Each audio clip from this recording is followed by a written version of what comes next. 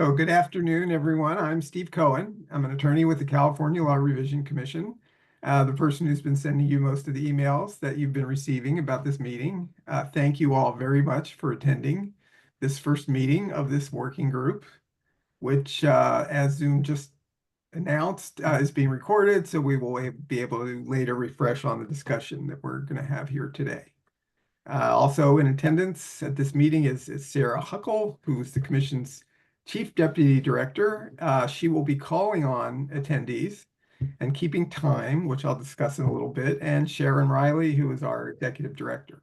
I just want to thank everybody for attending. We really appreciate your participation. Good, just a few more people came in. Good. For those who just came in, we just started. So we're meeting here today because the California legislature has asked the Commission, and we are a state agency that is often asked to draft and recommend legislation. The legislature has asked us to study and recommend how to replace two terms, dependent person and dependent adult, that are used throughout the California codes to refer to people with disabilities. And the legislature has asked us to recommend what would be the best new terms to replace those two terms that would describe people with disabilities in a more respectful way, but without in any way changing the meaning of existing law. And as part of this assignment, the legislature has directed the Commission to convene this working group to assist with the study. So in the meeting materials that you received was an outline as to how we will conduct this first meeting. It's a way that I hope will allow everyone a fair opportunity to offer their thoughts on this terminology question. As a refresher, the way we'll do this, once I finish this introduction, will be to first have Sarah call on each of you in the order in which you now appear on the screen. We have the position lock so you can sort of look to see where you are, and then you'll kind of know when you're going to be called on. And when you are called on, we're hoping you can first introduce yourself and identify any group that you represent if you do. Then offer any initial thoughts you might have about possible new terms to replace dependent person and dependent adult. If you do offer some suggestion, perhaps a rationale for your suggestion.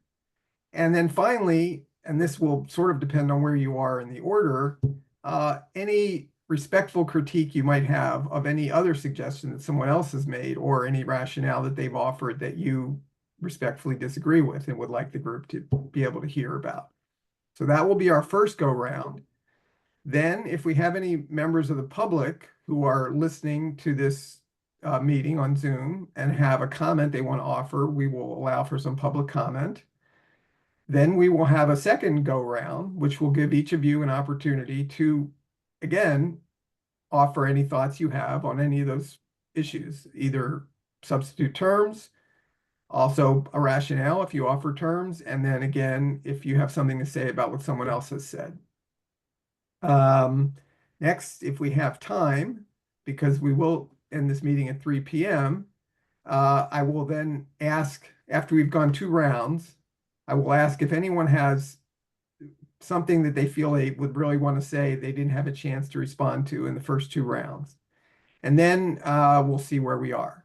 And I think this is unlikely, but you never know. If it appears that virtually every attendee here is supportive of the same 2 terms to replace dependent person and dependent adult, I may ask for a show of hands to confirm that. Otherwise, we'll adjourn this meeting with a request that everyone take back to their organization and people they know what they've heard here, and also think themselves about more about what we've talked about. Maybe seek feedback from anyone you feel is appropriate, and then we'll continue this discussion at a second meeting that will be scheduled. Also, because it's hard to predict how long this process we've designed will take, our request in this first go round when we start it, after I finish this introduction, will be that you limit yourself to no more than 2 minutes, and Sarah will offer some kind of gentle reminder if you're getting close to the 2 minutes. And then when we get to the second round, we'll reevaluate and we'll see. Maybe it'll be more time left, maybe less. I don't know, but we'll see. So we're just about ready to start. But before we do that, I want to briefly mention a somewhat tricky legislative issue that I discussed a little bit in the meeting materials, but I want to try and explain it a little bit more here. Unfortunately, this request for substitute terminology from the legislature might not be quite as simple as just answering the question, what's the most respectful way to refer to a person with a disability? Which seems to be kind of the theme of what the legislature has expressed in the assignment. But the possible issue is that, as this was also explained in the materials that were sent around, the terms dependent person and dependent adult are defined terms in the codes. They're used many times without definition, but also many times they are used with definitions. And the definitions of those two terms are broader than just people with disabilities. For example, included in the definition, at least in most of the definitions, is a person with a physical limitation, which apparently does not need to be a permanent physical limitation, that restricts their ability to carry out normal activities. Also included in the definition is a person who has been admitted as an inpatient in a 24-hour health facility. So the potential problem, and we may not be able to solve this, it may be this commission may have to work on this problem, but just as an example, let's just say we came up with, as a group, we said, you know what, the best replacement for dependent person is person with a disability. And we said, legislature, you should substitute that term in for dependent person.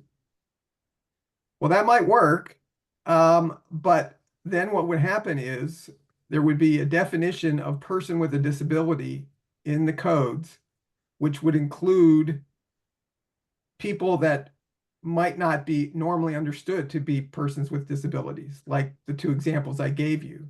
Somebody who's in a hospital with a broken arm or something, or was admitted to an inpatient facility for a short period of time, may or may not be a person with a disability, as I think most of us understand that term to mean.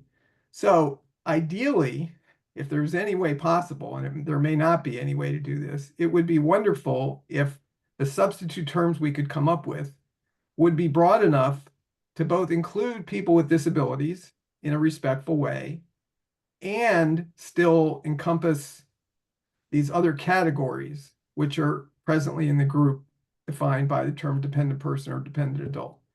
But we'll see. And if we can't, we can't, and the commission will address that issue when it reports to the legislature.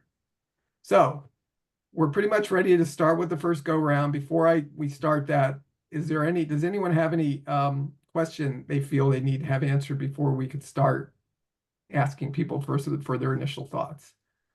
So I think there's the ability for you to raise hands if you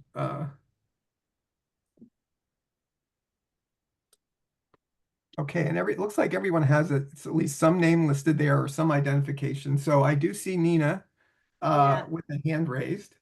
So yes, Nina, how can we help?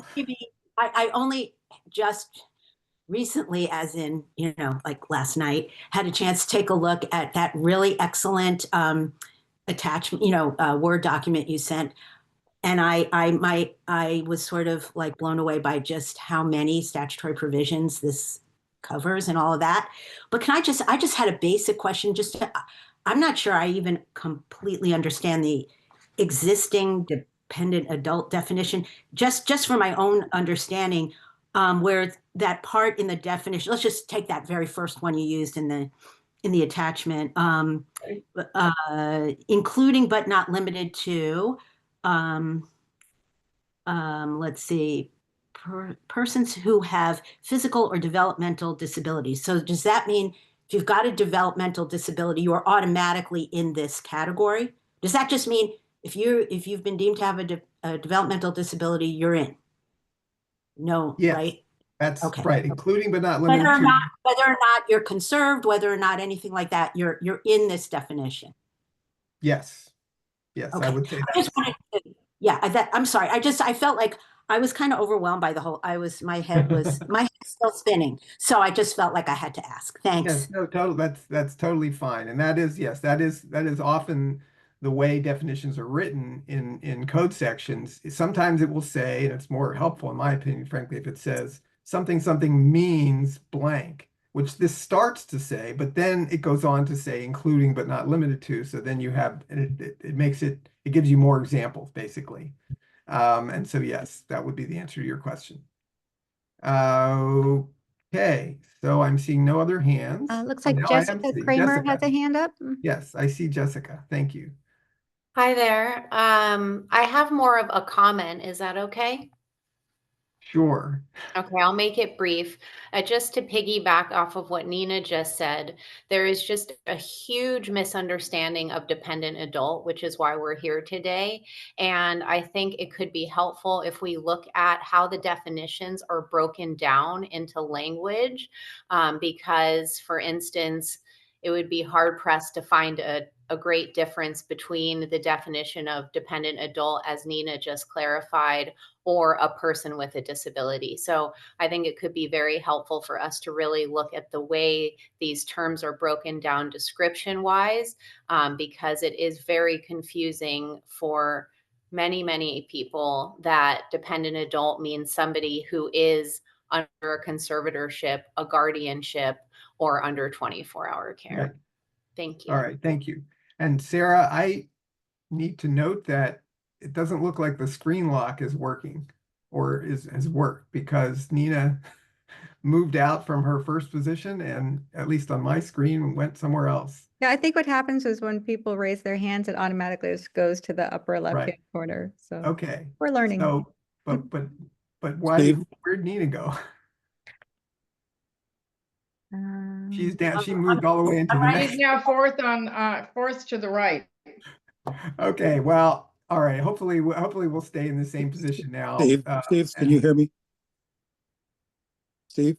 Hello? Yeah, Greg, Okay, yeah. good. Since we're discussing that final issue that you raised, I'll just say that if I don't see that as a problem.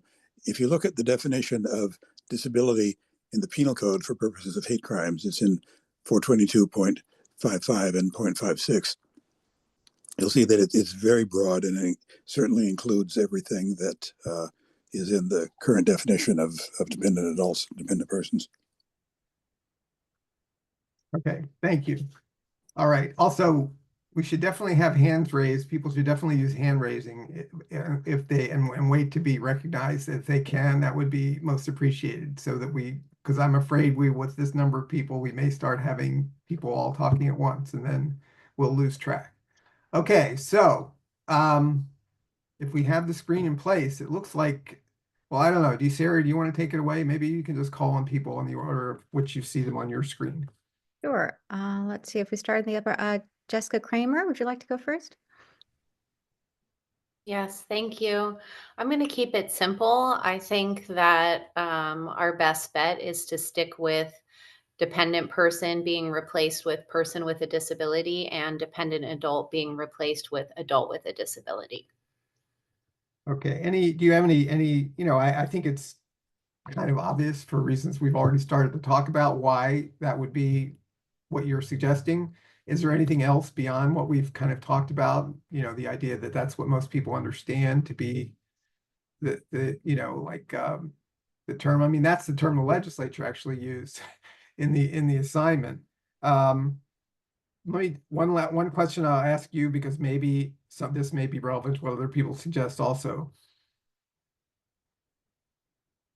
I'm guessing you are intentionally not recommending disabled person as opposed to person with a disability.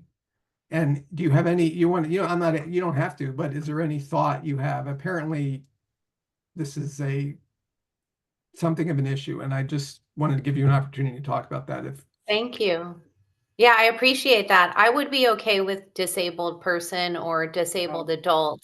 I just went with person with a disability and adult with disability because there can be a tendency for us to, I can't even remember how it's described right now, but rather than using like the adjective, there's been a trend towards what some people consider a more respectful language. Actually, now that you mentioned it, I wouldn't be opposed to that at all because it's shorter. And I think length is a huge problem with this legislation, is that elder abuse is very trendy because it's 2 words, but dependent adult abuse is not. Senior and disability victimization, just these are all very long words that don't catch on easily. So I would be open to disabled person and disabled adult. Okay.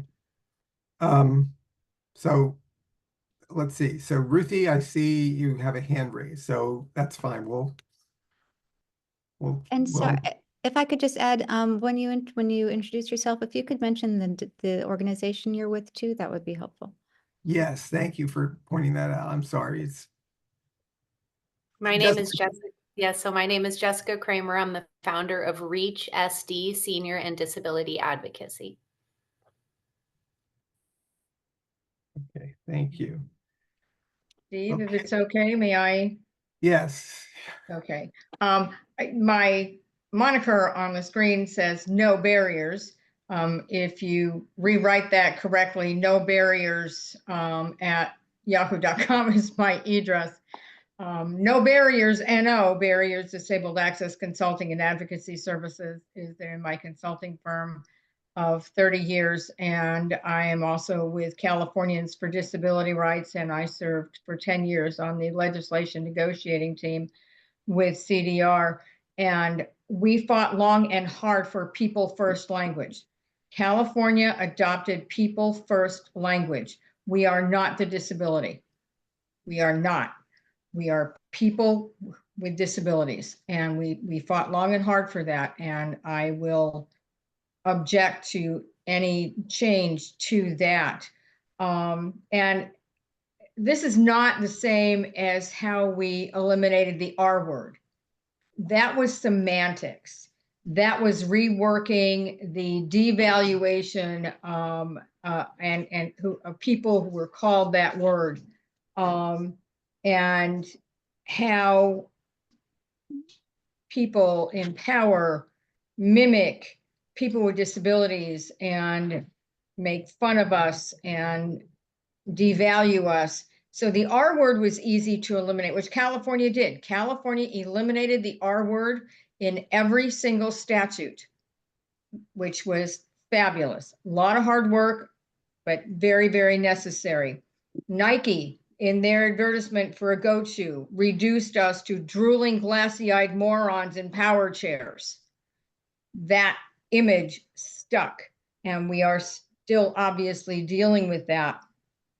And an overall climate adjustment and legal implications are what I believe, and correct me if I'm wrong, we are dealing with here. And just for fits and giggles, I pulled up some synonyms for the dependent word: vulnerable adult, helpless adult, needy adult, reliant adult, subordinate adult, dependent individual, helpless individual, needy individual. These are the synonyms for dependent, and this is why we are here to address this.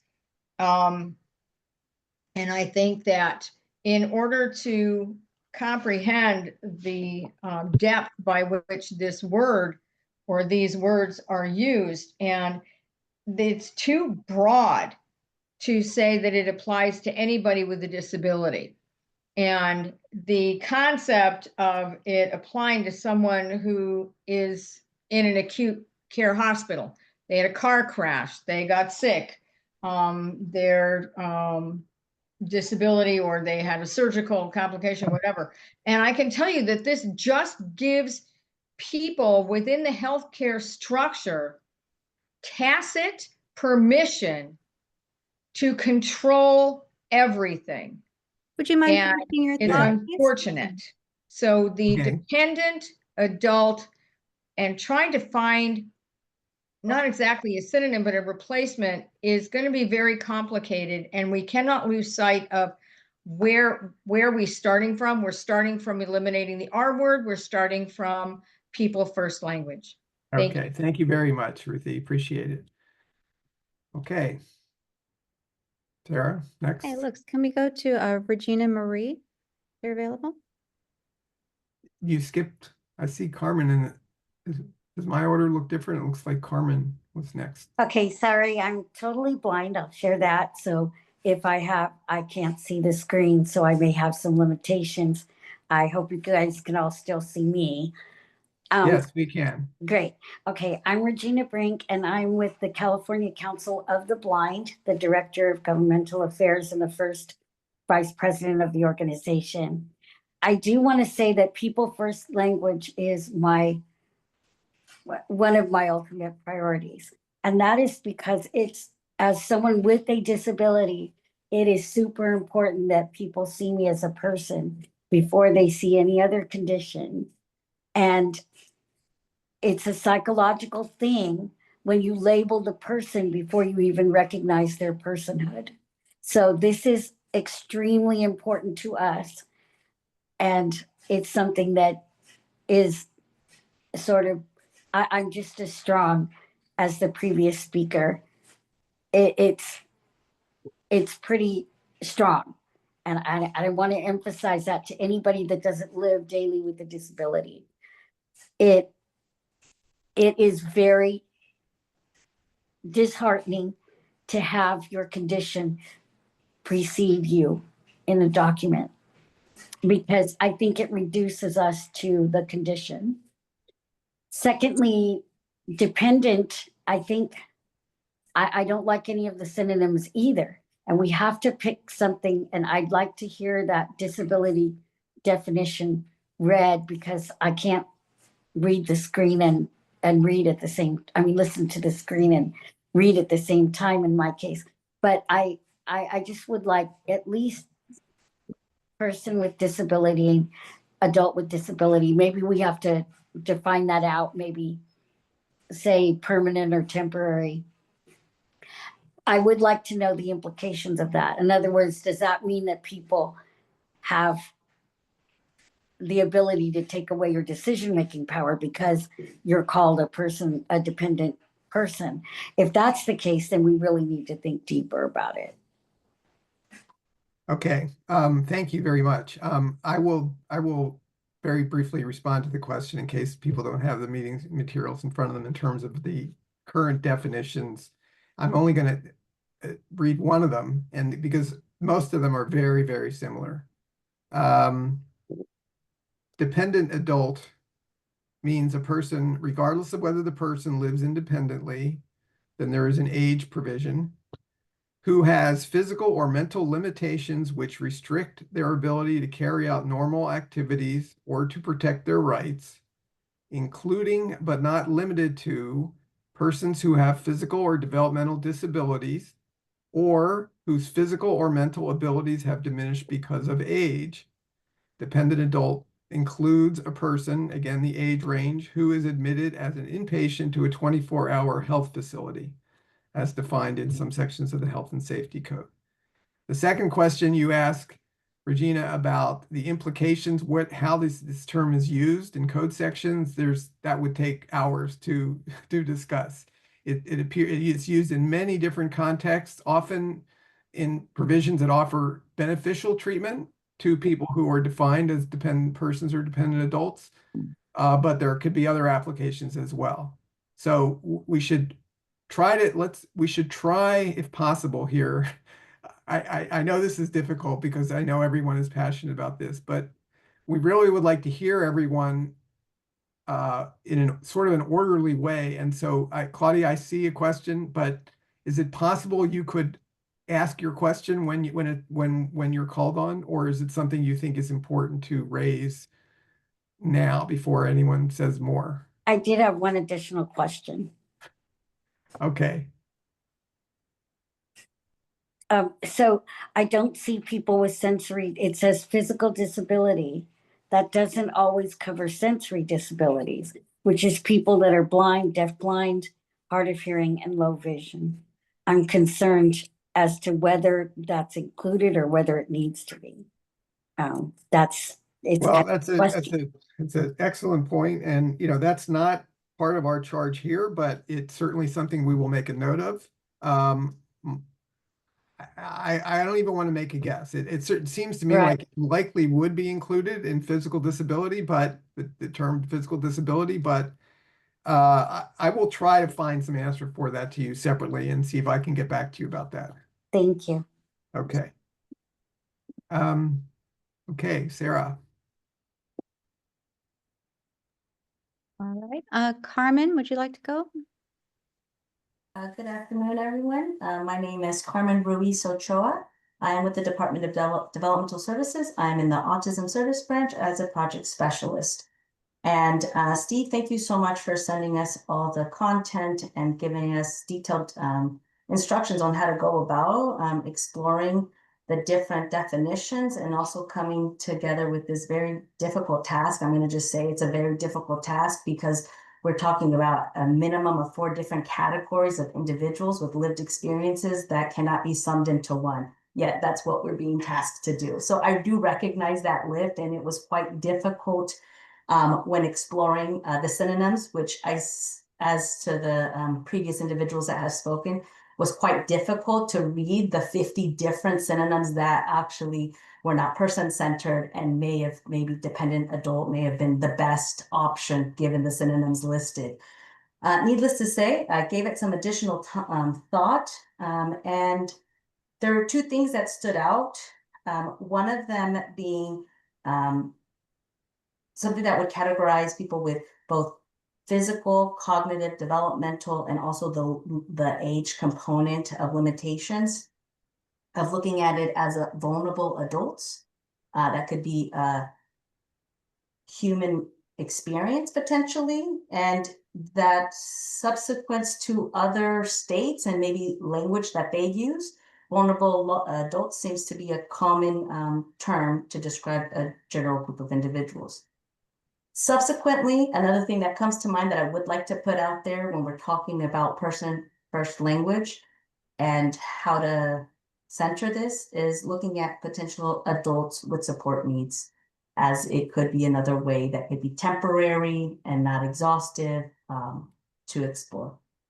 Those Could you are repeat that? The second thing you said about with the term that involved the word support. I didn't get the whole thing. Adults with support needs. With support needs. Okay. All right. Yeah. Thank you very much. Okay. Nina? Sarah? Yeah. Nina, would you like to go next?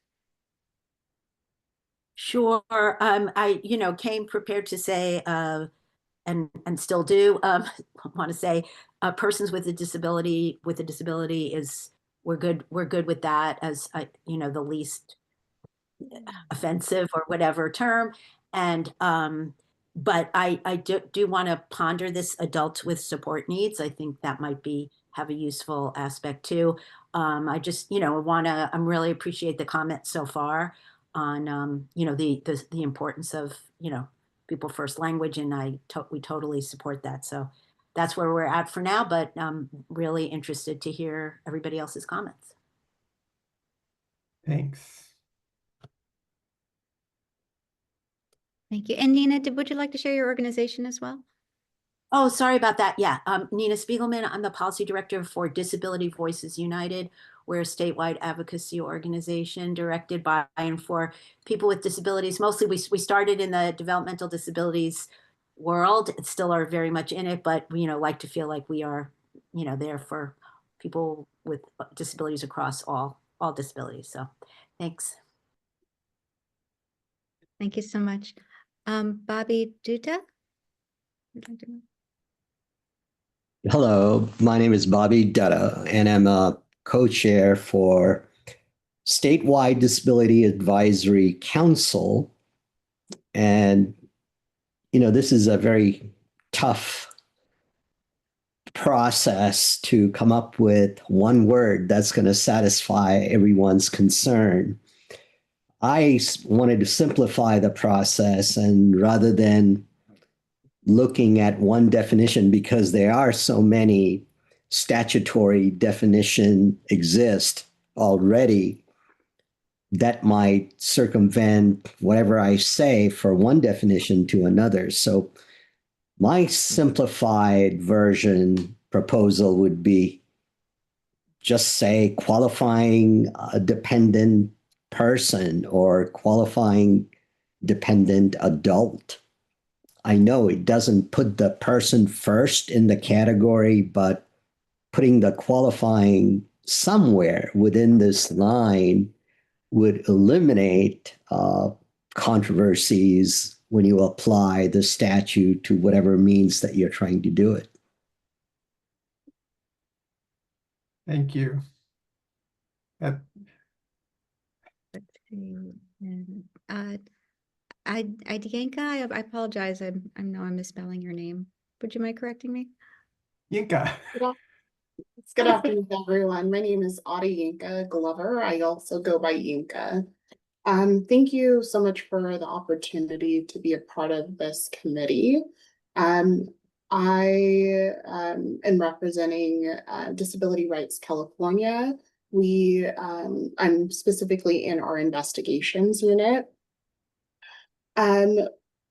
I did reach out to different community members because we do ultimately feel that whatever new term is developed is influenced and led by people who may fall within this term or may even be perceived to fall within this term.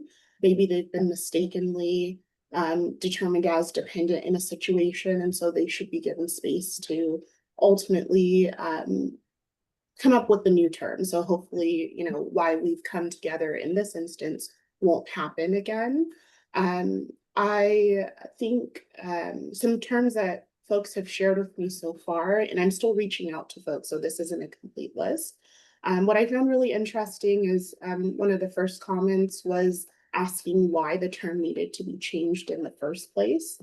Some people expressed that they wanted to keep the term dependent. The only other term that was presented was supported person, so either supported person, supported adult. And again, that's all the feedback I have at this time. In terms of some of the ideas that have been shared already, I just want to echo that it is really important to have person first language. For example, a lot of the terms within the Welfare and Institutions Code for people with intellectual and developmental disabilities, you know, there was a shift from the term consumer to individual served. So definitely want to highlight that. Also, I think that substituting the term dependent person or terms dependent person and dependent adults with people with a disability is actually overly broad. I think it would have unintended consequences to use that type of broad statement of person with a disability. I think it is whatever term is decided, it should ultimately help people within the system of care, system of support, to really help identify who actually falls within the definitions of those terms. So let me see. If you would mind finishing your thought, we'd appreciate it. Yes, I'll actually stop there. Thank you very much, Yinka. Appreciate it. Okay. Tiffany Sun. Hi, my name is Tiffany Sun. I'm in the legal division of California Department of Social Services. One of the programs that we oversee here is Adult Protective Services. And I really appreciate the opportunity. I'm here actually with another colleague from CDSS, James Pagiari. So we came up with one suggestion after hearing some of the input today. I'm not sure if it works, but I'm actually going to defer to Jim on it just because we spent a little bit more time thinking about it, looking at it. One of the things that we had done was we took the angle from the Adult Protective Services angle and took a look at what some other states are using in lieu of dependent person and dependent adult. But I did want to defer to Jim on that just because I know he spent a little bit more time looking into that. Just a few other comments on. I actually like some of the suggestions that was said earlier about person with support needs or adults with support needs. And then in terms of the qualifying dependent adult, looking at all of the ways that this is used in code, I think there's certain terms it might be confusing to use something like qualifying dependent adult. Is my feedback because of the way it's used in context in certain other codes. So that's just something that I considered, because something like a qualifying adult is something we actually considered at CDS. But the way it's used in certain code sections, it could be confusing. Maybe not in the Welfare Institutions Code, but for example, the way it appears in certain of the other codes when we looked at all of the codes all together. Thank you very much, Tiffany. Greg Desir, please. Hi. Wait, I think you skipped Catherine, I think. Okay. Unless the screen is messed up here. I'm sorry. I'm just taking a list of everybody who's gone so far. Greg or Catherine, do you have a preference? Okay, we'll go with Greg. Greg is next on my screen. So. Hey, Sarah. I'm Greg Desir. I'm the civil rights advocate of the ARC of California, the Intellectual and Developmental Disability Group. We've been advocates for People First language for a long time. We were the sponsor of the bill 10 years ago to get rid of the R word and replace it with people with disabilities.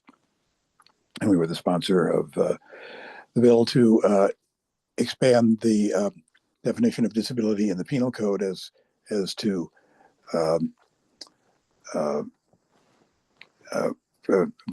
protected characteristic under the hate crime laws, and that says disability includes mental disability and physical disability as defined in section 12926 of the government code, regardless of whether those disabilities are temporary, permanent, congenital, or acquired by heredity, accident, injury, advanced age, or illness.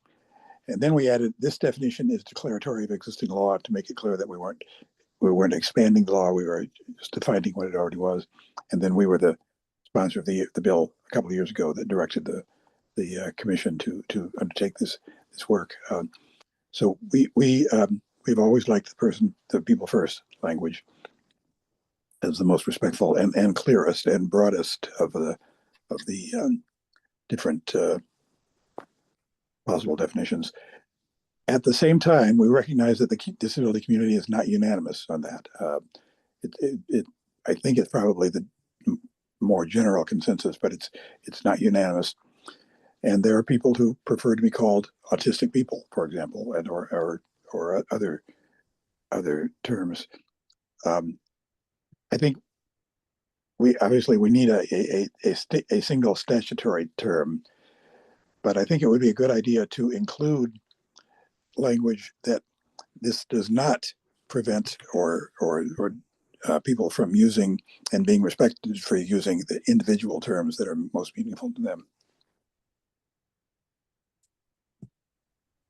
Thank you, Greg. Thank you. Okay. Catherine Perez. Hi, everyone. I'm Catherine. I'm the director of the Coelho Center for Disability Law, Policy, and Innovation at Loyola Marymount University.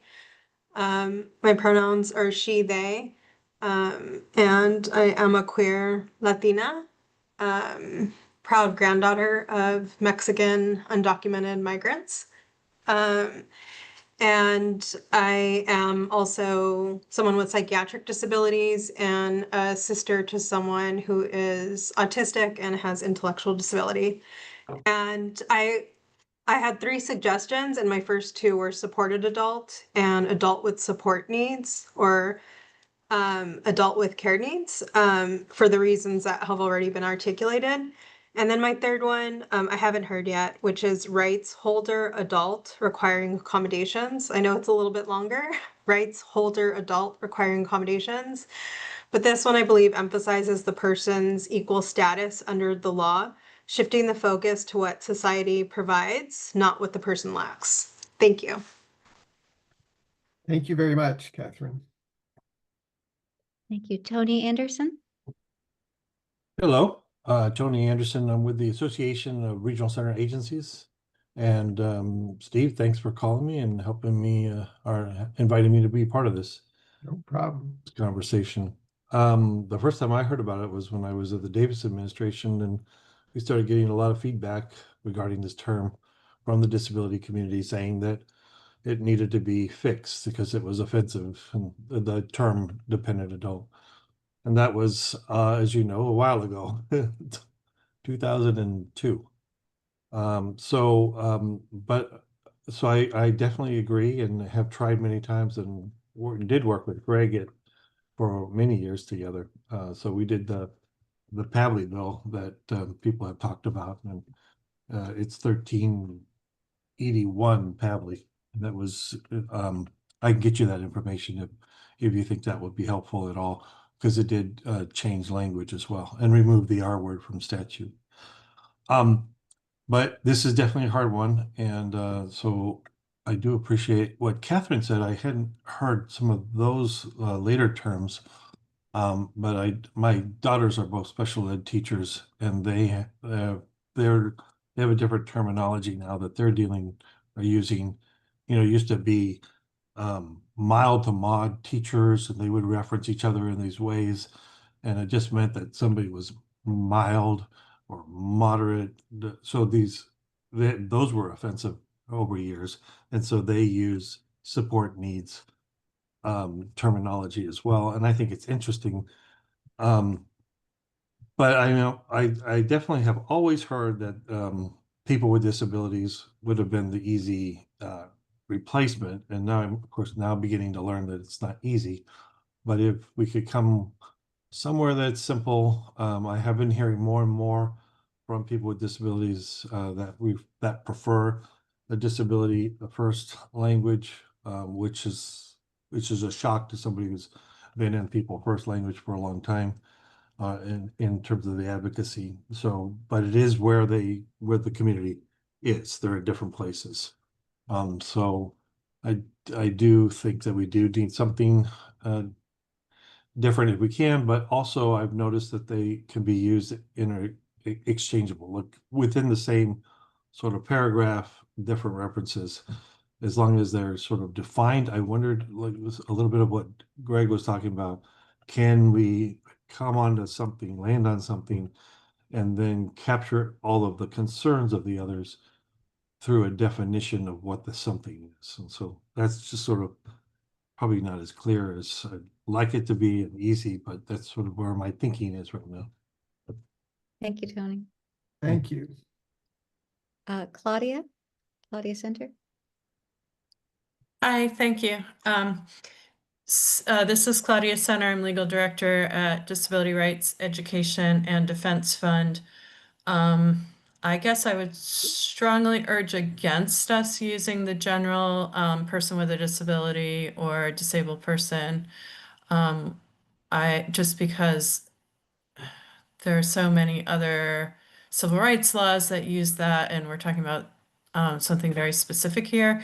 So I would go with, person with support needs, person with care needs, disabled person with support needs, that kind of phrasing. And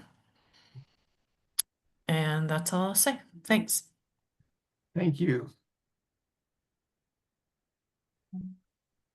Thank you. Emmeline? Hi there, Emmeline Shabard with California Disability Services Association. Appreciate all the comments that have been made so far, and I will try to keep mine brief. I think generally supportive of the idea of individuals with a disability, with the disclaimer that there include support needs. So with a condition or disability requiring support needs. I think for the comments right before me for those concerns. And then I would just also raise, I think, as I'm going through some of these, that in alignment with everybody's concerns around keeping this person centered, would also urge us to kind of stray away from special normal language.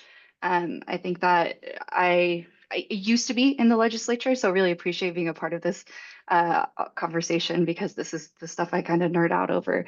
But I think there's been a movement to get away from that language as well. So if we're doing this, might as well do it once and not have to do it again. Thank you very much. Jason Sullivan Halpern. Good afternoon, everybody. I'm Jason Sullivan Halpern. I am the Executive Director of the California Long-Term Care Ombudsman Association. We represent all 35 of the local long-term care ombudsman programs in California. And I'm excited to be part of this work group, as we were one of the organizations that supported AB 1906. And just wanted to sort of be involved from the perspective that and I think this is something that the law itself speaks to, AB 1906 mentions that we often see the term dependent adult appearing with the term elder. An example of that would be under like Welfare Institutions Code 15630, the mandated reporter law for elder and dependent adult abuse and neglect. We see these terms used in combination quite frequently, and so just want to be involved from to draw attention to maybe perspectives of those living in long-term care. And I think often our programs use the terminology older adult and adult with disabilities, for example, but I think we're open, we're definitely used to using that person first center language, but open to hearing what other people think, and definitely want to be responsive to the concerns of the disability community itself. So look forward to being part of this discussion, but I want to defer to some of my colleagues first and hear what they have to say. Thanks, Jason. It looks like Emmeline has her hand raised. I'm so sorry. I realized there was one other comment that I forgot to include. I'll be very quick, but just, I think this was mentioned by someone previously, but would also like us to lean towards including something like regardless of the initiation of condition or disability, just so that we're making sure we're inclusive of those who have acquired it at different ages. Thank you. It looks like Ruthie with No Barriers also has her hand raised. Thank you. The supported word, and unfortunately, because this is a conglomeration of situations and conditions upon which we find ourselves, and quite often just, happenstance, circumstance, we wind up at an ER. We're there for 18 hours. Well, that's a day and a half. Does that mean that we are now there? Or do you have to be admitted? What are the definitions? And as a person who is completely independent, and a person who was in hospital shortly after arriving here excuse my phraseology here, but I can't help myself. Arizona is just an amazing place to be. The control that was exerted upon me by the charge nurse completely eliminated my opportunities for independence. And so I'm not a supported adult. I'm a person with a disability. I've had my disability for over 61 years, meaning that I was a child. And so I think that using that word supported, it by definition is problematic, by categorization is understood. And I think that trying to differentiate those and eliminating, special education. No, it's not. We're not special. This is equitable education. Excuse me, Ruthie. The word supported that people have put out there, that's why I have a problem with it. Okay. Thank you. Thank you. So, Ruthie, thank you very much. I want to again remind everyone that everyone is going to have a second opportunity. We're going to go around a second time. And the reason for that was to allow people who had already spoken and then heard another term suggested to be able to, in the second round, comment and disagree with what was said. So we can have some organization here and everybody gets the same amount of time to speak. So if you have heard something that you feel is not a good idea and you would like to express why, you're going to have an opportunity to do that when we do the second time around. And so that would be helpful if everyone can try and keep that in mind. Thank you. Adria Navarro, next. Yes, hi, I'm Adrienne Navarro, and I'm a longtime social worker and gerontologist. I've done teaching and research. I'm now program manager at the University of Southern California's Community Resource Center for Aging.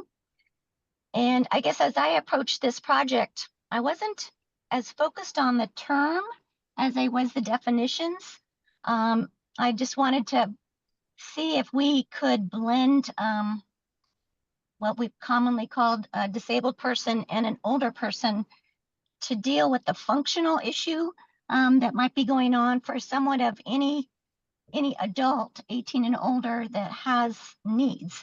So it is interesting to think about a person with support needs or unmet support needs. That seems to kind of ring with me. I think a lot about how people would call someone that's unhoused a homeless person. And so that person first language of, someone experiencing homelessness is kind of how I've rephrased that. And so I've been thinking about that a lot too as we approach the project. And so function, I think, is the key thing. And I was looking at the one definition that had so much different function, listed. And I think that could be problematic, that we would miss something, or so I could see something more general that would be getting at someone's functional abilities. I think people can have disabilities, but have those, have adapted and have things in place that help them function just fine. So that I think we're trying to get at people, in my mind, that are not doing just fine. They don't have the supports in place. So I'll stop there. Some of my thinking. Thank you. John Hartmeyer? Yeah, I'm John Hartmeyer. I'm the legislative specialist for the Department of Rehabilitation. When I was first introduced to AB 1906, I wore a different hat with the Department of Social Services as the Adult Protective Services Unit Manager. So my thinking and phrasing around the bill was kind of still focused on APS. And I think one thing I'd like to point out is the federal government, for better or for worse, is tweaking definitions and regulations regarding elder adults and APS. And their terms they're using are going to be older adults and adults with disabilities. So for consistency's sake, adopting adults with disabilities might make sense in terms of funding and regulations. So that's kind of my thinking. I do believe in the person first definition. I also believe that, I don't know if any one term will satisfy every nuance of the issue. And I want to second, I'm not sure who said it. The key to all this will be the definition of whatever term we go with. Make sure the definition works and it is consistent and has a wide breadth. So that's my thinking. Thank you. Thank you, John. Tony Chicotel? Hi, everybody. Thanks for the opportunity to be here. I work for California Advocates for Nursing Home Reform. I've worked for them for many years and have represented people with disabilities for my entire career, going back to almost 30 years now. I think all this is really important. I think it's really hard. I agree with just about everybody that I don't think there's a perfect term. At least I haven't heard it yet. But I talked with some of our staff. I did some research. I didn't really come up with anything better than what anybody else has proposed at this point. But I do have an alternative that hasn't been discussed, and it's protected person. And I know I don't love the term, but I think it captures what the legislature was after here. And it is a term that we use in restraining order cases. There's a protected party. So I just want to throw that one out there as a potential option. Okay, thank you very much, Tony. James Treggiari. Hi, everyone. Jim Trajari. I'm the Program Administrator of Adult Protective Services within the California Department of Social Services. In thinking particularly, my comments will be made kind of more particularly to the APS definition of dependent adult. So in that definition, it really is a person with a disability, but there are additional requirements of inability to protect their own interests.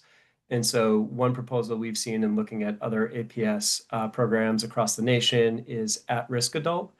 And again, I think that comes from a place of person with disability would actually, I think, unintentionally change qualification for adult protective services services.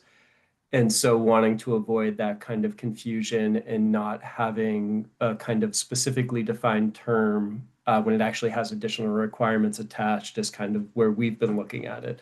And so that's one way, one proposal that hasn't been discussed yet that we've put up is that at-risk adults.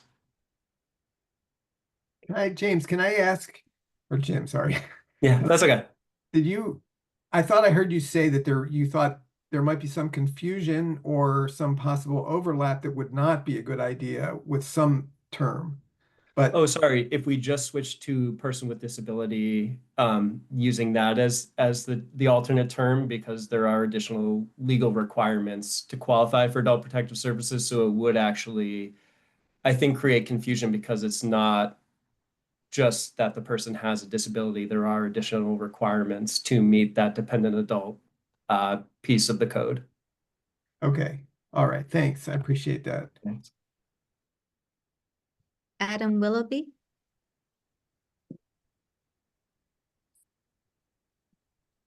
Hi, thank you. Good afternoon, everyone. I'm Adam Willoughby. I'm the Assistant Director for Legislative Affairs here at the Department of Aging. We really appreciate the opportunity to be at this table and have this conversation. We know that the words we use are very important.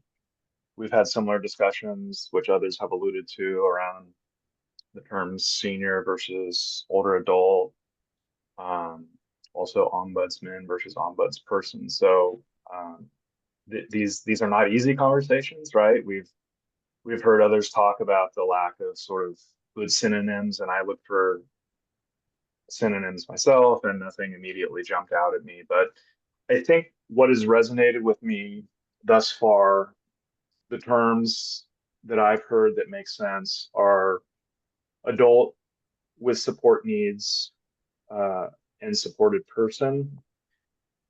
The ones that have not necessarily resonated are terms that are used in other code sections. And the reason I say that is because if we substitute, say, for example, adult with disability or person with disability or vulnerable adult, these are used in other sections, right? These are, they have their own definitions.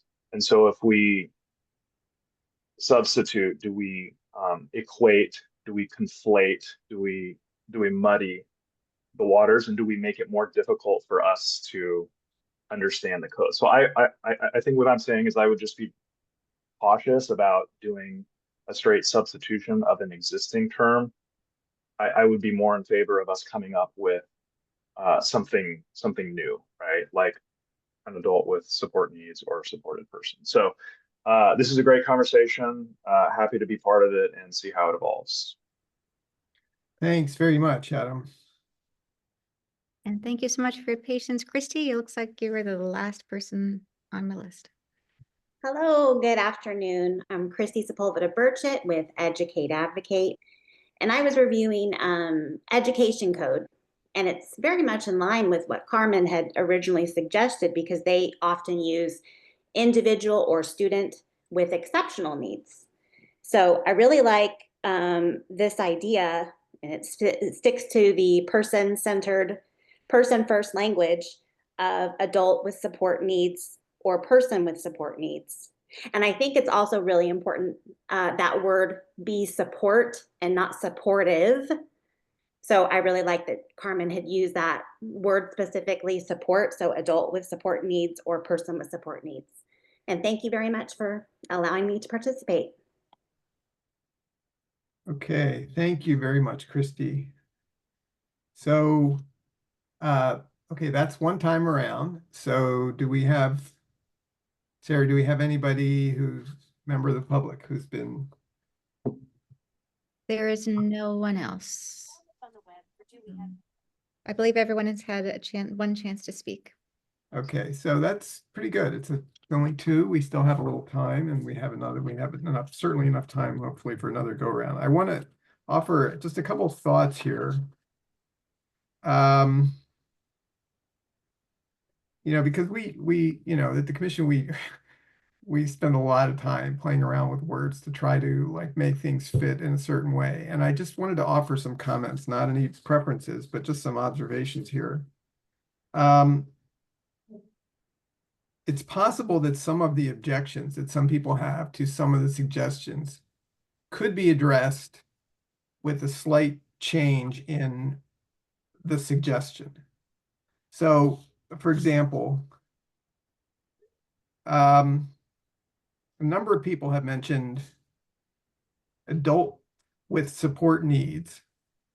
And so there's a couple things about that. So there's three things actually. So the first thing is that's different than supported adult. You have the adult first. But then the second part is support. Someone mentioned, Claudia mentioned, I believe, as a possible alternative to support, the word care.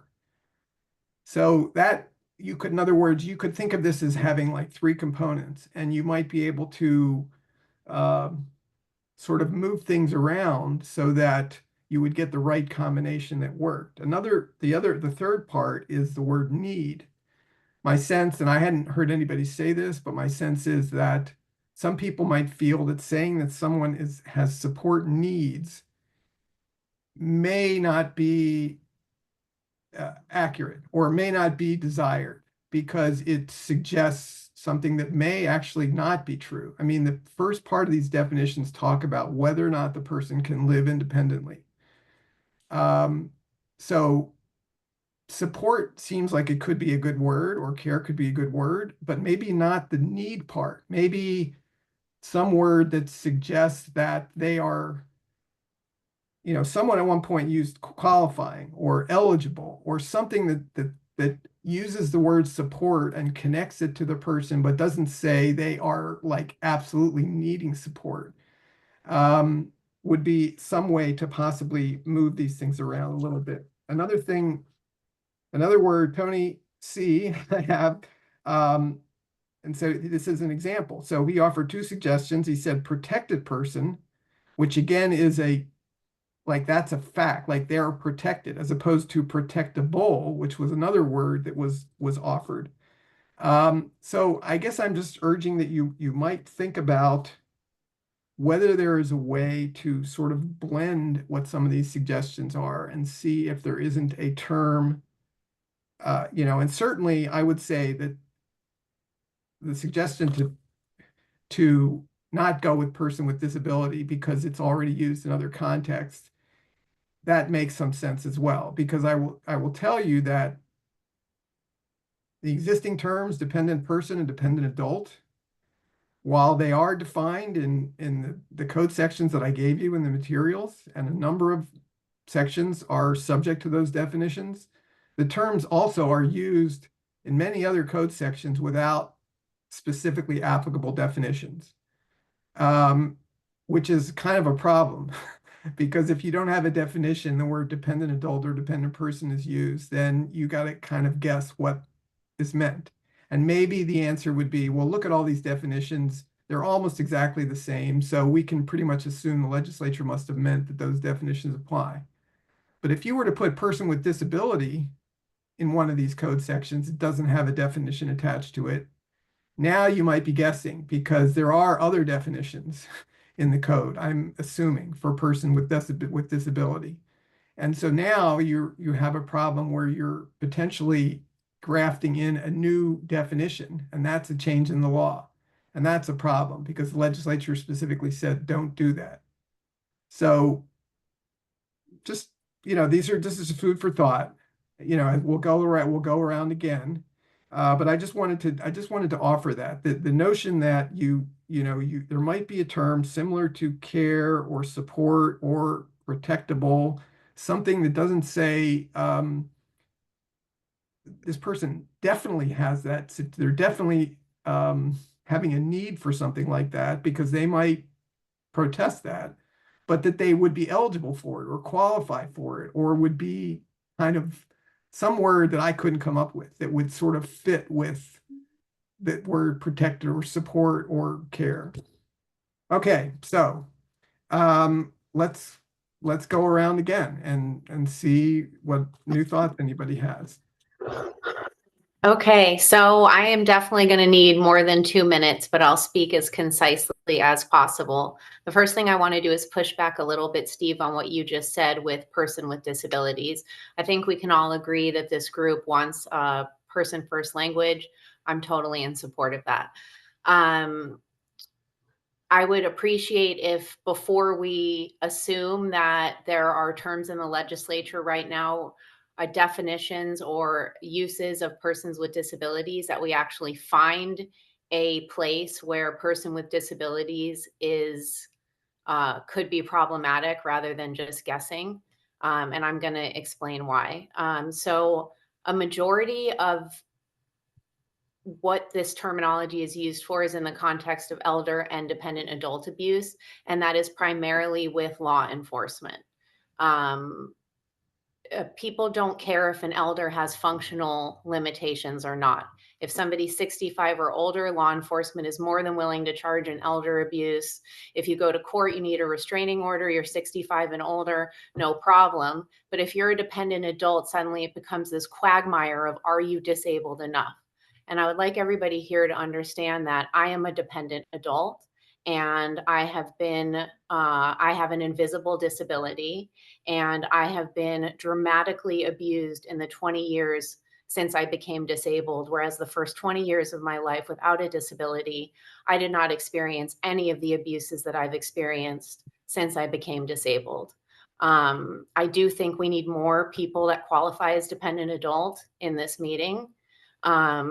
And I really want to focus on Penal Code 368, which is elder, dependent adult, and person with disability abuse.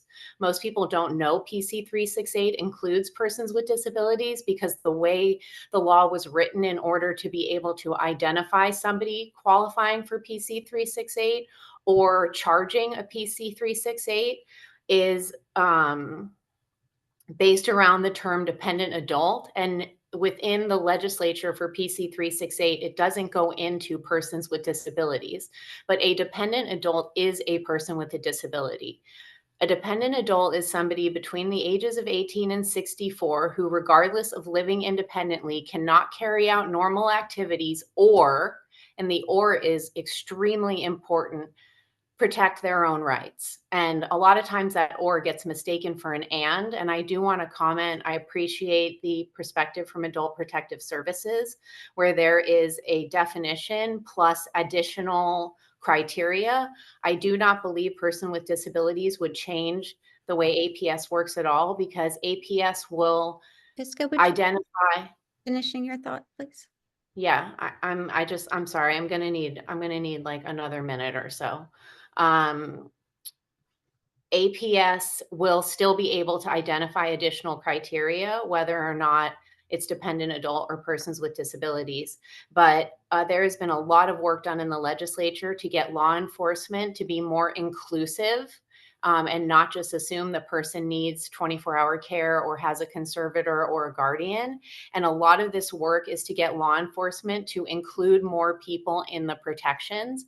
And the best way to do that is to stick with the work that's already been done by the legislature. The legislature has now made a change for law enforcement and many other areas that other people here have acknowledged, but The movement is from elder and dependent adult abuse, which is really elder, dependent adult, and person with disabilities abuse according to the penal code, to something called senior and disability victimization. So now the police policies under the hate crime mandate, under the Senior and Disability Justice Act, it is senior and disability victimization. And so I think even more than any other core principle we have here today, it should be inclusion. That's all I've got for now. I mean, I have a lot more, but I understand I have to be quiet. Thank you, I have Jessica. an accommodation request. Yeah, I'm sorry, I can't see who. It's Regina, Oh, hi, and I'm Regina. totally blind again. Can you please say your name, the last speaker, and if people could identify themselves? I can't see the screen. Thank you, Regina. I apologize. This is Jessica Kramer with Reach Senior and Thank you. Disability Advocacy, and I'm also a dependent adult with an invisible disability. Thank you.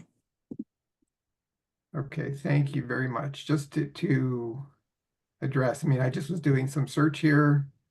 There is a code section in the Welfare Institutions Code that says person with a disability, in quotes, means the same as the term is defined by regulations established pursuant to Section 504 of the Federal Rehabilitation Act of 1973 as amended in blah, blah, blah, and the Federal ADA. That might have been what was being referenced by one of the other speakers. Anyway, so that's just another little nugget here to consider. Okay. Who's next? Okay, Ruthie has her hand up. No, I think that was who just spoke. Oh, no. What? Sorry, that was Ruthie, did you still want to speak? Yes, please. And my apologies to the individual who's at SC. I didn't write your name down, so my apologies. But the use of the word function is something that may or may not be important to include in the labeling and defining. The California OES has done a switch, and how emergency services for people with disabilities is provided is fundamentally based on AFN, access and functional needs. So yes, I think the word function is really important, and how these terms, labels, and definitions apply may not be automatically applicable to those of us who are 100% independent. We are not dependent on any service or program. And I think that's something that needs to be determined. And the idea that all of this applies if you are in 24 hours in any healthcare facility is way, way, way too broad, and opens the door for all kinds of abuses and excessive control on someone who is not, quote unquote, dependent on any other programs or services. Not Okay. sure how we get over that hurdle, but my brain is kind of all over the place here. But I think the word function is something that is very important. And of course, we're all thrilled that OES has adopted the access and functional needs concept. Thank Okay. you. Thank you, Ruthie. Carmen?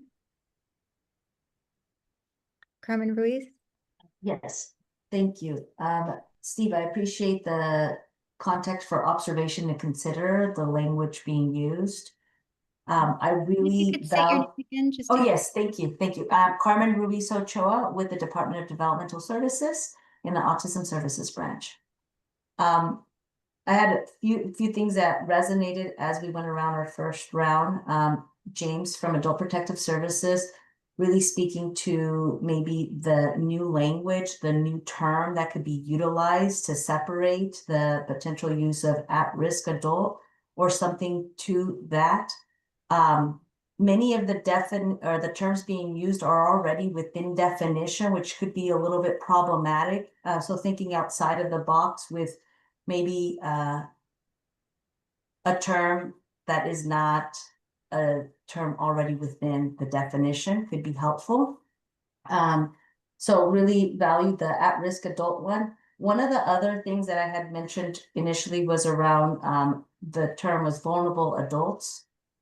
But looking at it from a person-centered perspective, potentially looking at adults experiencing vulnerability that can be more encompassing of not only physical, mental, or developmental disabilities. Could you repeat that? I couldn't hear the word after adult, Carmen. You said adults with experiencing vulnerability. So okay. Potentially looking at a time, where it could be as early on, or it could be a 18-hour emergency room visit, inpatient, or lifelong disabilities, and considering the inclusivity when we talk of our adult population or elder group of individuals being supported. Those are some thoughts that came to mind as we're going around the table.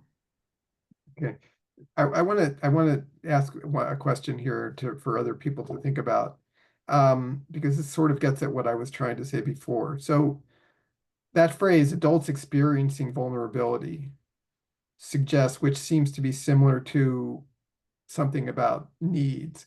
It sort of suggests that that's a fact, that whatever it is that you're talking about, this person is vulnerable, is experiencing vulnerability, or this person has support needs, as opposed to the realistic potential that this characteristic applies to this person. And I'm just wondering if there is a way to describe the persons we're trying to define in a way that identifies the possible need, not the actual need, not the actual vulnerability necessarily, but that is in some way identifiable, but yet doesn't sort of characterize this person in a way that is perhaps not accurate. And it might be too limiting, because, a person who has support needs, and then they have to maybe establish that they have support needs. Like they definitely, that this particular person has a need. So anyway, I just wanted to throw that out, because when you said experiencing, it seemed to be similar to that. And I'm struggling to try and come up with a way to explain this concept, differentiating between potential and actual. And maybe that's not a legitimate distinction either, but might be something to think about. Okay, thanks. Regina? Regina Marie, would you like to speak? Okay, you have to unmute. Sorry, it takes me a minute to find that button. This is Regina Brink with the California Council of the Blind. I do like access and functional needs. I think it does get to something, and because access does encompass, so someone who would need an interpreter, that's an access need. It's not, you know what I mean? It also could be a support need. I get that, but it's less, it has a different implication. It's more factual, access or function needs. And if we said people with disabilities who may have access or functional needs, or may have support needs, if we want to shorten it a little, that might get to the point, because I live independently too, and I don't generally consider myself any more vulnerable. But if someone comes to the door with printed stuff and tries to make me sign it, that changes things, because I could actually do something that I could sign something that I shouldn't sign, because I'm trusting them to read it, right? So I've changed now. My status changes as things change. I got into a car accident, and I had recently, and I had a concussion. So I am blind, and I live independently, but at that moment, after the concussion, I did have access and functional needs beyond my blindness, and I was no longer at that moment independent. I did need care. And so that's what we're trying to capture. So I do like the access and function needs because it's more factual. Thanks. Thank you. Nina? Okay, this is I think this is really hard. But I at Could you first introduce was yourself again, please?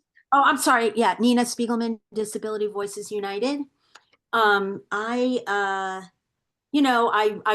was listening to the concerns about using person with a disability, and I was kind of okay. I could see why that could be confusing or difficult, given its use so so much throughout other places and references. But I want to think more about what Jessica was emphasizing, and I'm not convinced that that is a that shouldn't be considered, and I do think adult with support needs is a thing to build off of, but I don't have a simple answer for the stuff you were raising, Steve, about the need in fact versus that there's a potential for it. I guess in terms of the actual term, it seems like the definition.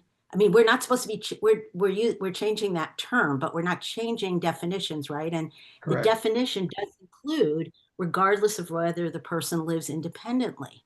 So doesn't that provide doesn't that address some of the stuff about the functionality? Maybe not, but it's just hard for me to wrap my head around that we're having this phrase, the name of the term, but the definitions remain the same. So anyway, those are my current thoughts. I definitely want to take this back to my back to the mothership and see what they think too. Well, I will also throw this out as well for people to think about.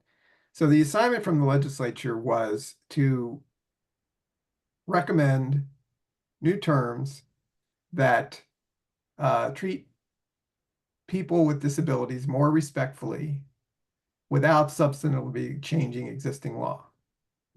So the definitions, it's certainly right. If the recommendation is to simply put in a new term for dependent person or dependent adult, and we keep all the definitions the same, that's the simplest way to not change existing law because you're keeping everything the same, you're just putting in new terms.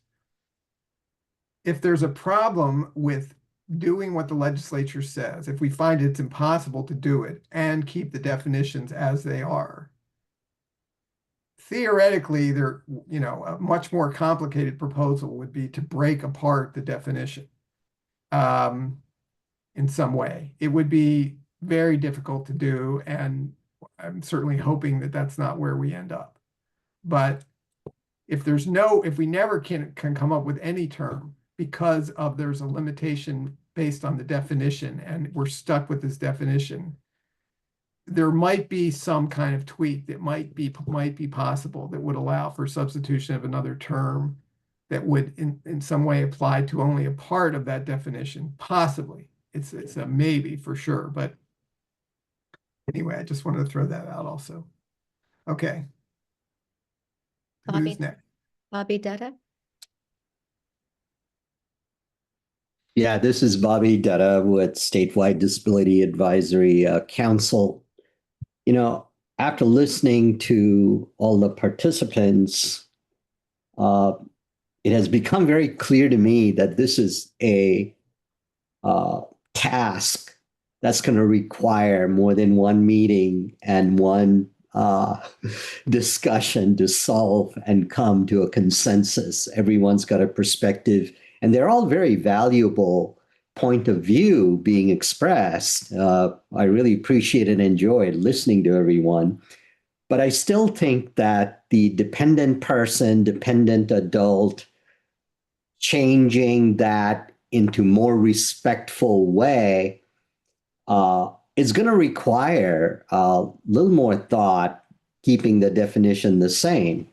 So my position is still the same as what I stated previously, but putting person first, of course, is very critical to meeting the objective of bestowing more respect when we are referring or changing the terminology of what we mean when we say dependent person. So a person with dependent needs could mean different things to different people, but making it more respectful, that's going to require more wordsmithing above and beyond what my little brain allows me to think of right now. So that's what I submit. Thank you, Bobby. Adenka? Thank you. This is Yinka Glover with Disability Rights California. So I guess my last comments for today is I will present the terms that have been shared in this space as I continue to meet with our client community and see what terms they like from what's been presented here, but also gather any additional terms that folks submit. And just like I did earlier today, I will share a term like that was mentioned a few times from folks that I had connected with, supported adults or supported people. You know, our organization definitely focuses on individual first or person first language. So, you know, a slight shift from what I heard from folks is a person with support needs. Like that is also a phrase that I will share out. And I don't think it changes the essence of what I heard already from folks in the community. So thank you for everyone's ideas, and I hope to share more. Thank you, Inka. Tiffany Sun. Hi, this is Tiffany Sun with California Department of Social Services. I actually don't have any other input or comment at this time. I think I need some more time to consider everything that everyone said, but I really appreciated hearing everybody's input. Thank you. Thank you. Greg DeGiera. Hi, it's great to share again. First, I want to say I'm really impressed by the discussion here, and thank you for the department for recruiting such a broad spectrum. I'm a person with a disability. I have attention deficit disorder, and it's mild enough that I don't believe I've ever been a victim because of it. But there's a possibility I could be, and there's certainly the reality that people with more severe ADD or ADHD that I do are victims of hate crimes and other crimes that are besides that are criminal acts. I agree with Jessica that the main point, or maybe I should say a main point of all this is protection of people from criminal acts. And I'm sorry now I didn't suggest bringing any law enforcement people into this discussion. But I think I'm bothered somewhat by some of the words that have been suggested for using the new term, words like support needs. I don't have any support needs. Supported, I'm not supported. Protected, I'm not protected. At risk, I'm not at risk. Vulnerable, I'm not vulnerable. But as I read the definitions of dependent adult, independent person, I do fit in that, and I think we need to avoid any new term that tends to rule out people just in the way who are covered by the current law in exactly the same way or a similar way to the current term dependent adult, dependent persons tend to rule out people who actually are protected legally. I guess I would add just that I still think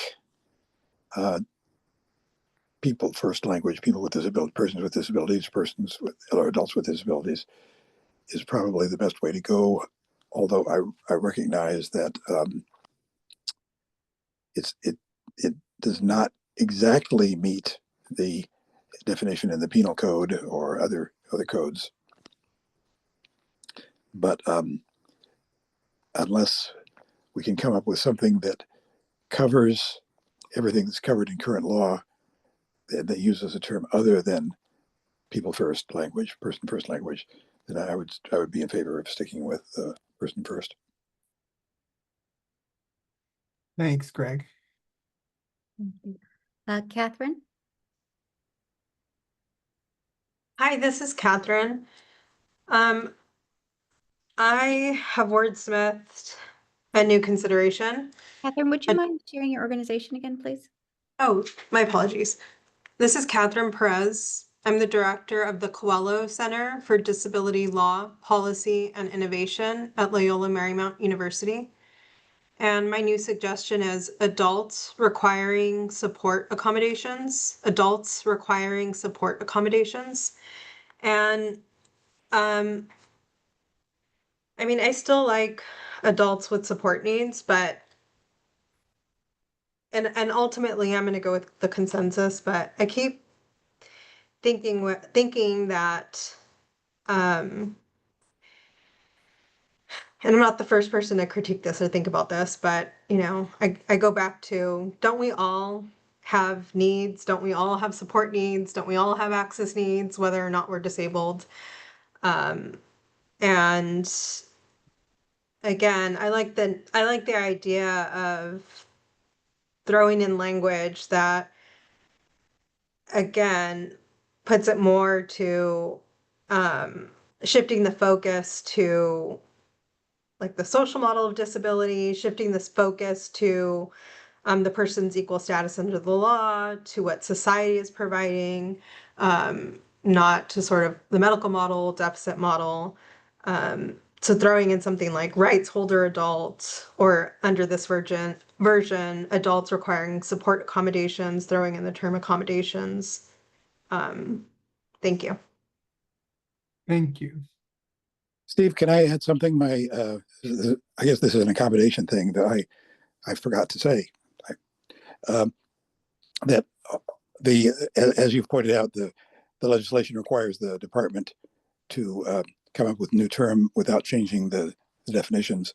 I don't think that precludes an appendix, for example, saying here are some suggestions that came up that are that do change the definition somewhat, and we might want to look at the penal code definition, for example, as one possibility.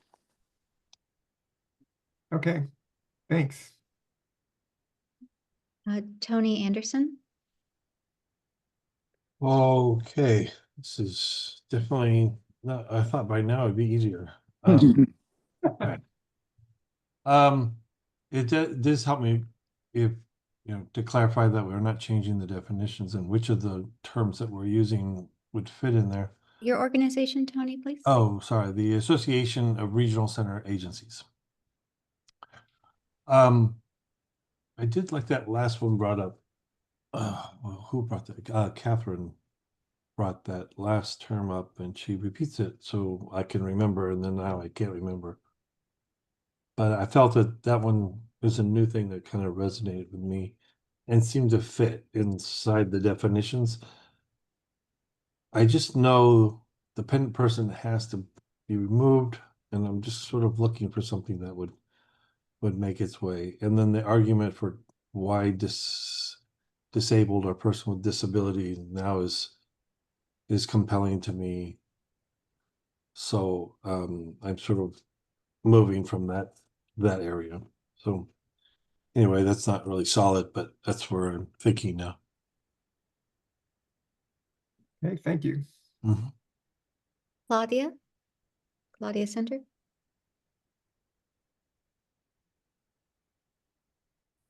Hi, this is Claudia. I will with DREDF.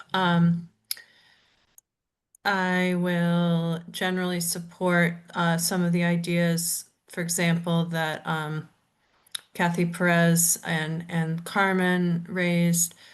I just think, I mean, in some ways, maybe it doesn't matter because the statute is going to say what it says, but person with disabilities is really has a civil rights definition in California law at Government Code 12926, which is the definition used in the Fair Employment and Housing Act, the Unruh Civil Rights Act, Government Code 11135. And I just find it confusing when we're talking about sort of a subset of older adults and people with disabilities, and I would find it less confusing with a different term, but ultimately, whatever is decided, the statute will say what it says. Thank you. Emmeline? Hey there. I think based off of just all of the conversation back and forth, I have proposed another suggestion.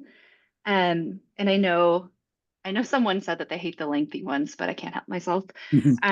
So individuals receiving or eligible for supportive services due to access and functional needs.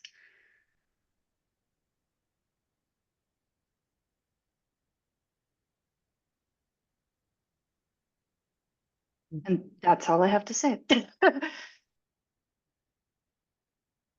I have individual receiving and there was another word in there before. Or eligible for. Or eligible for. Did you say or and? Or. Okay.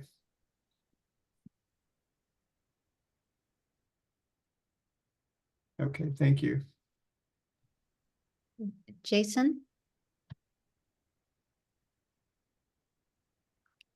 Jason Sullivan, Halpern? He might be away from his screen. Let's try then John Hartmeyer.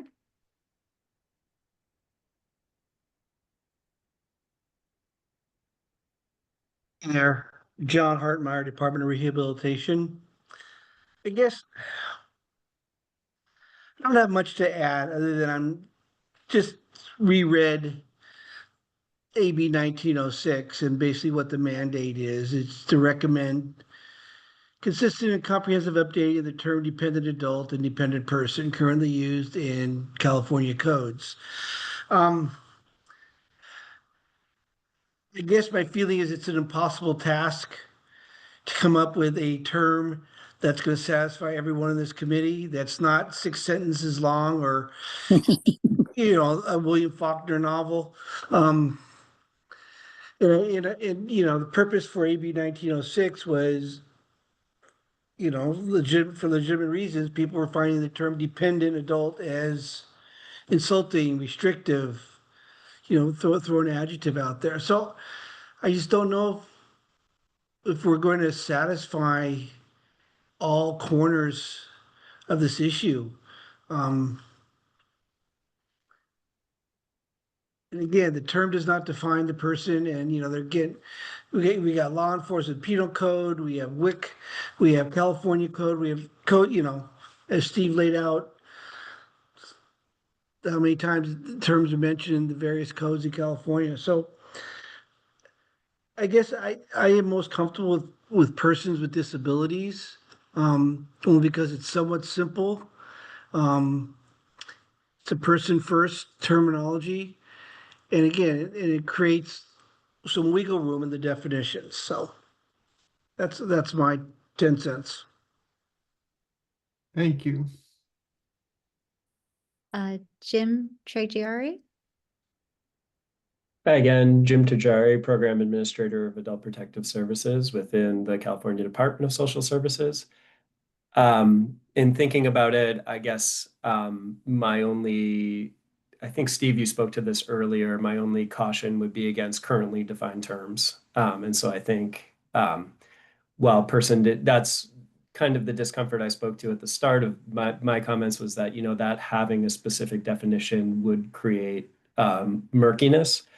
And I definitely would foresee potential clients who would think on its face we're qualifying for APS services, then being very upset, understandably, because we're using a term that, you know, doesn't accurately reflect their situation or the requirements that are needed. So I like I like a lot of the suggestions that have come forward, but I would just caution against, you know, currently defined terms being used in new and new ways.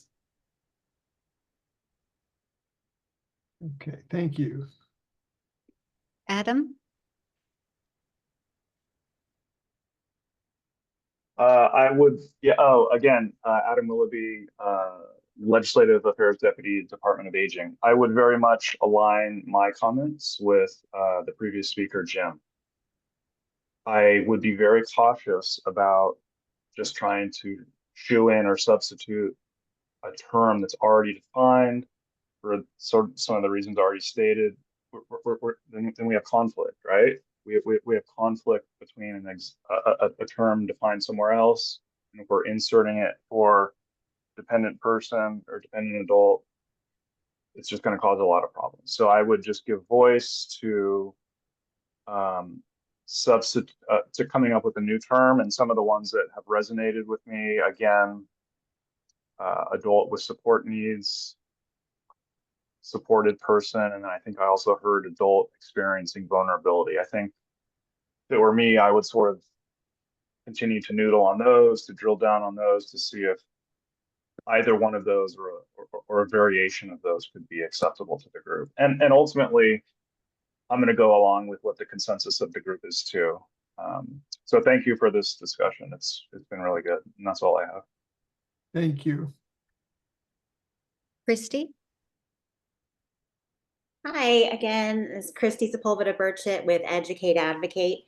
And yeah, Steve, I heard your question, you know, about how, for instance, the adult with support needs doesn't really tie into potentially the different definitions. And I've read through the definitions again, and to me, it seems upon reading these descriptions that it would, because to some extent, support is needed.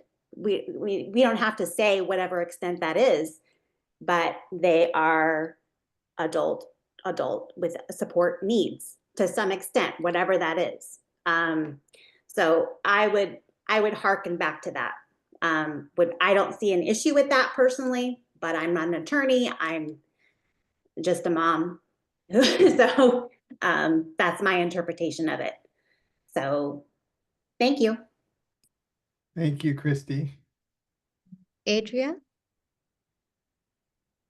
Hi, Adrian Navarro with USC Community Resource Center for Aging. I'm having a hard time, and I'm really resonating with a lot of the comments made. Adult with support needs keeps coming back to me is one I feel comfortable with.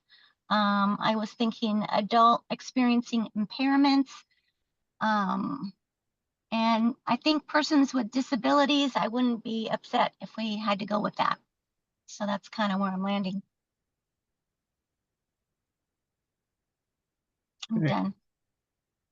I want to just clarify something that I said. It might have come out in a way that wasn't really understandable. I don't know that person with support needs is inconsistent with the definition. The point that I was trying to talk about is that I wondered whether describing that person as having support needs might be offensive in some way to a person who has a disability but is living independently and doesn't feel that they need any support.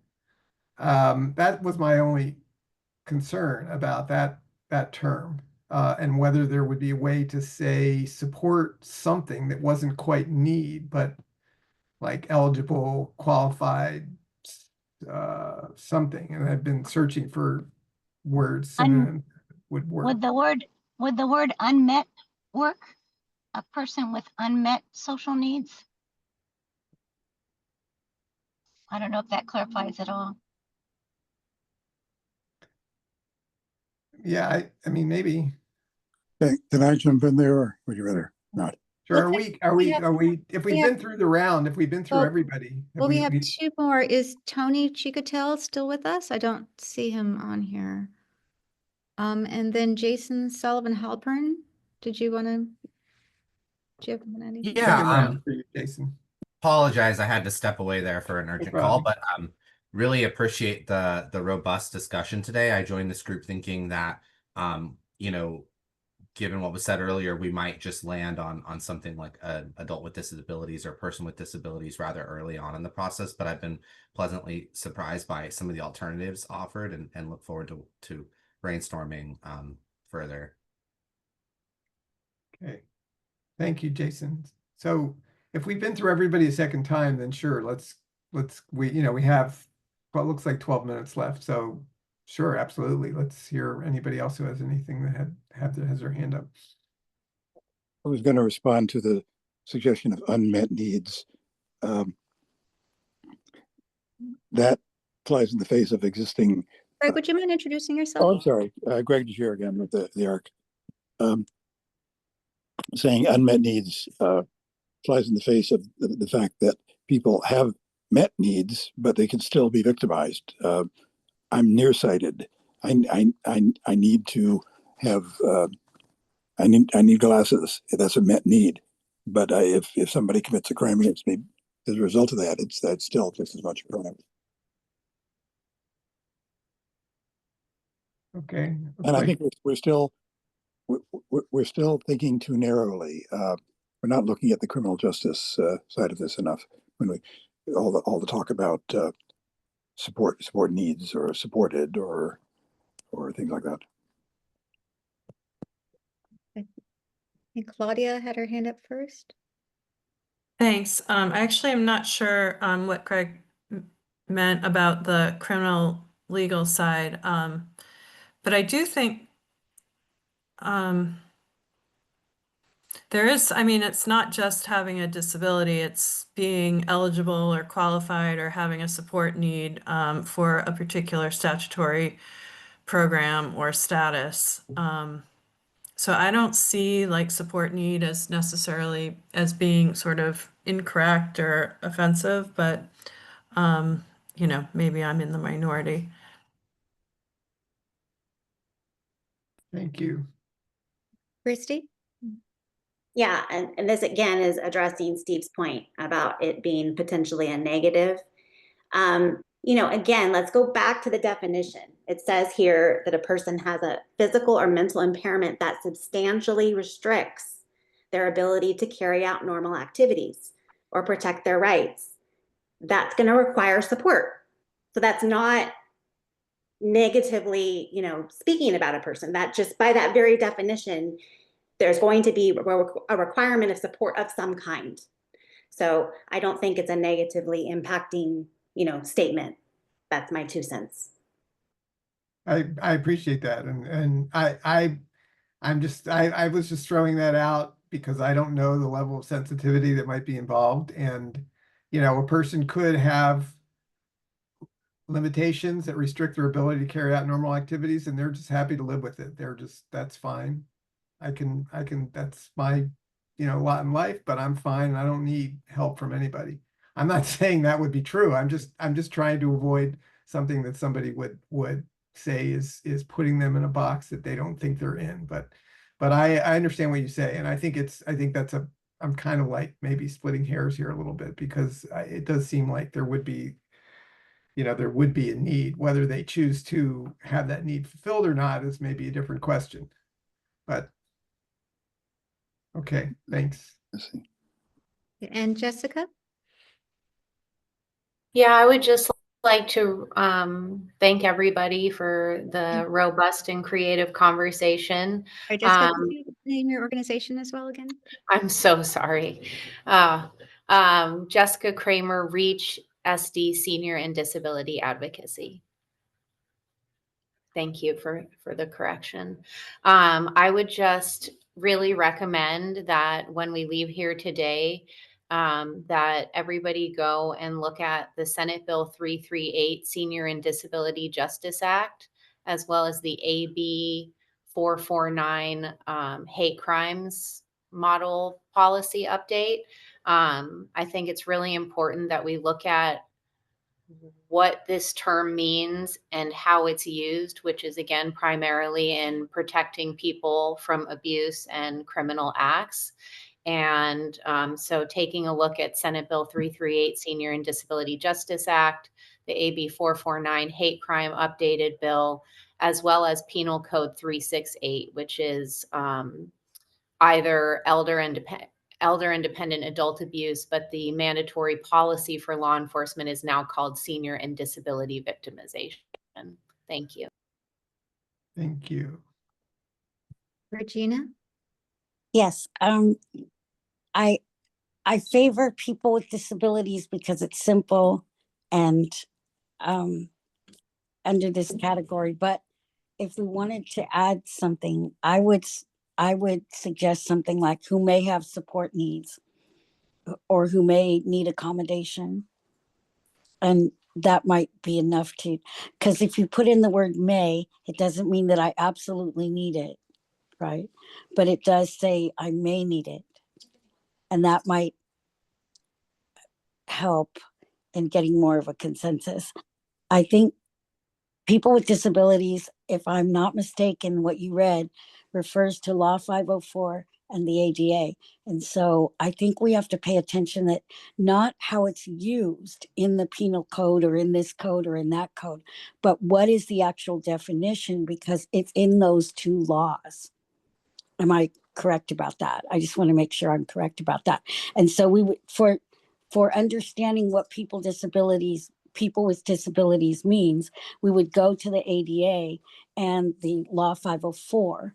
And if we wanted to add some language, it probably wouldn't hurt, but at least then we know what we're dealing with when we specify that term.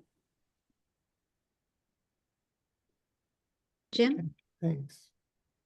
Hi, Jim Tajari, Program Administrator of Adult Protective Services. I hope I'm not belaboring this, but I just wanted to make sure it was clear. I wasn't sure that I was articulating this, but that, and this may be true in other parts and other statutes that I'm not as familiar with, but certainly for APS, a person with disability does not automatically qualify for APS services. And while people may have feelings or want to change that piece of the law, if we're truly just looking at the title dependent adult, I want to caution against making that an equivalency that doesn't exist in the law, because I do think that creates some confusion. So I just wanted to clarify that point. Food for thought for folks. I'm sorry, I forgot to add, this is Jessica Kramer, Reach SD. I forgot to add that support, the only reason why I think that doesn't work is support could mean financial and not necessarily functional. And then the last thing I want to say is in response to APS, I'm a dependent adult, and when I have either been reported to APS by a medical provider or somebody else, or I've self-reported, being a dependent adult by definition does not get me APS services. This is a very, very frustrating part of my life. There is a triage that looks into additional criteria based on what type of crime is being committed. So again, I still feel like person with disabilities with additional criteria for APS would work.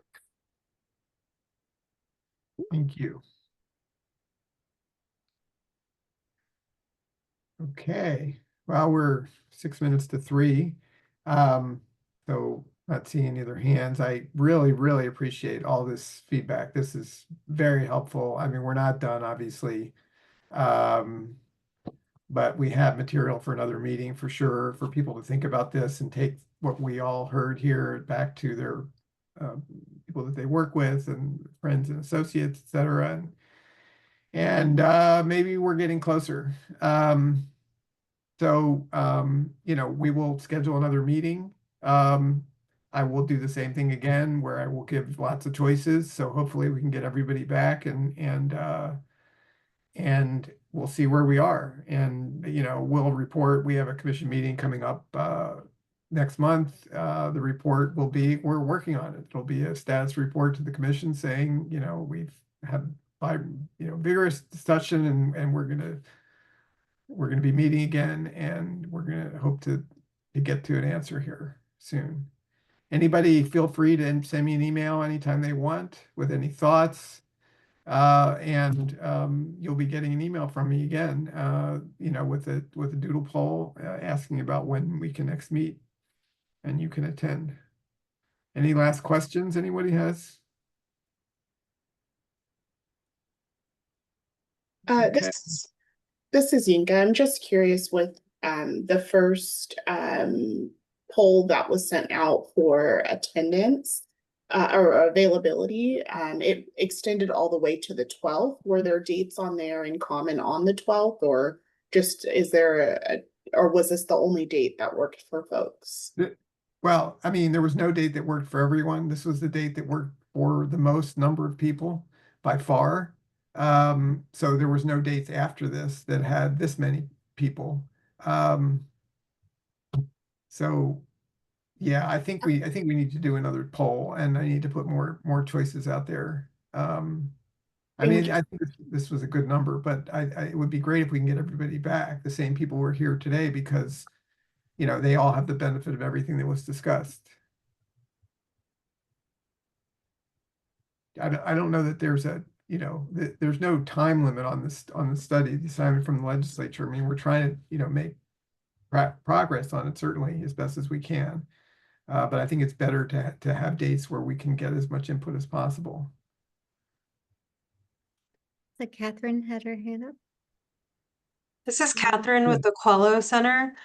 Just with respect to the last comments, I'd just like to amend, not that there's any consensus with my suggestion, but insofar as you're going to be sending out all the suggestions, I'd like to amend my last suggestion, adults requiring support accommodations, to strike that, and instead adults with rights to support accommodations. Thank you.